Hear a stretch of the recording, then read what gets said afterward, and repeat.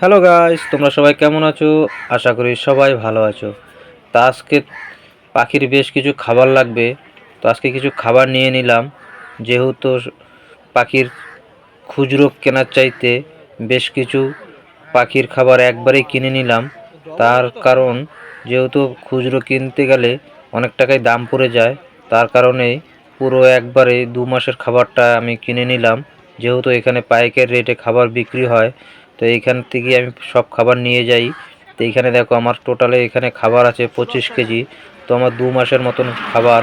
তো যেহেতু বাজিগার পাখিকে এই দানা খাবারটা অন্তত শীতকালে বেশি খাওয়াতে হয়, যেহেতু সব ধরনের খাবারগুলো এই শীতে কম খাওয়ানো হয়, তার কারণে এই দানা খাবারটাই বেশি নেওয়া হলো। তো আজকে নিয়ে আসলাম দানা খাবারগুলো টোটালে 25 কেজি। তো যে সকল বন্ধুদের বাজিগার পাখি বেশি আছে, অন্তত সে সকল বন্ধুদের বলবো সবসময় পাখির খাবারের জন্য এরম ধরনের বেশি বেশি করে খাবার কিনে নেবে। যেহেতু খুচরো খাবার কিনলে এই পয়সাটা অন্তত বেশি লাগে।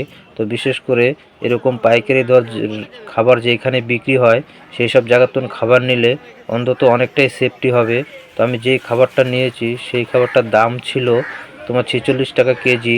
তো আমি 25 কেজির মতন খাবার নিয়ে নিয়েছি। শুধু এই প্লেন দানাটাই, এর ভিতরে যে খাবারগুলো আছে সূর্যমুখীর বীজ, আরও যেই লাল সাদা মিলের সবই ধরনের খাবারগুলো আছে, তো সেই ধরনের খাবারগুলো আমি অ্যাড পরে করব। তো এইখানে আমি প্রথমত যেই খাবারগুলো দানার পাইকারি দরে পাওয়া যায় সেই খাবারগুলি আগে নিয়ে নিলাম। তো দানা খাবার কিছুই আলাদা করে বেশ নিয়ে নেবো ওগুলো। তো এইখানে আমি 25 কেজি টোটালে খাবার নিয়ে নিয়েছি। যেহেতু 2 মাসের খাবার একবারে নিয়ে নিয়েছি, তো সকল বন্ধুদের বলবো তোমরাও পাখির খাবার অন্তত এইভাবে করে নেবে, তাহলে তোমাদের অনেক টাকা সেভ হয়ে যাবে। যেহেতু বাজিগার পাখি এই দানাটাই বেশি খাওয়া হয়, তো অবশ্যই আমি বাড়িতে এনে কী করলাম, তো এই পাখির খাবারগুলো সব রোদে দিয়েছি।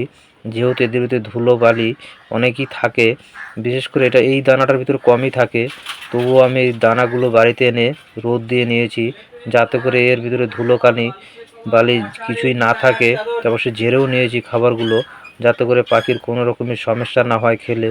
তো এইখানে আমি সব খাবারগুলো ঢেলে রোদ দিয়ে তারপরেই পাখিকে খেতে দেবো। তো আমি কিছু খাবার বাড়িতে বানিয়েছি, তো অবশ্যই তোমাদেরকে দেখাই। তো এইখানে আমি 2-2.5 কেজির মতন খাবার নিয়ে নিয়েছি। যেহেতু এই খাবারটা এখন আমার দিতে হবে পাখিকে, তো এটার মধ্যে কী কী দেবো আর কী কী খাওয়াতে হয় আমি পাখিকে খাওয়াই, তো এই দেখাচ্ছি তোমাদেরকে। তো এখানে বেশ কিছু আমি খাবার তোমার সূর্যমুখীর দানা আছে সেই দানাটা দিয়ে দেবো, আর বেশ কিছু ধান দিয়ে দেবো। তো এখানে কিছু আমি পরিমাণের মতো সূর্যমুখীর দানাটা দিয়ে দিলাম, আর এর সাথে সব মিশিয়ে নেব। তো আর কিছু ধান দিয়ে দিলাম আমি। যেহেতু এখন এখানে 2-2.5 কেজি খাবার আছে, এর ভিতরে বেশি একটা দেব না। এই কটা মিলিয়ে তারপর আমি সব একসাথে অ্যাডজাস্ট করে এইগুলি আমি পাখিকে খেতে দিই। তো এই ধরনের খাবারগুলি সবসময় আমি পাখিকে খাওয়াই থাকি। যেহেতু এই এখন গরম শীতকাল, এর ভিতরে কোনো রকমভাবেই অন্য ধরনের কোনো কিছুই খাওয়ানো হয় না। আমি সবসময় এই ধরনের খাবারটাই পাখিকে খাওয়াই থাকি। যেহেতু যে সকল বন্ধুরা পাখিকে এরম ধরনের খাবার নর্মাল সিড মিক্স খাওয়াতে চাও, তো অবশ্যই এরকমভাবে সিড মিক্সটা বানিয়ে নেবে।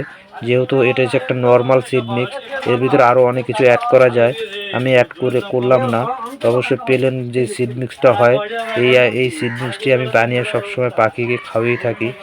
তবে সকল বন্ধুরা এরকম যদি বানাতে পারো, এই খাবারটা অবশ্যই পাখিকে খাওয়াবে। আর তোমার সকল বন্ধুদের বলবো ভিডিওটা দেখে ভালো লাগলে অবশ্যই চ্যানেলটাকে সাবস্ক্রাইব করে দিও।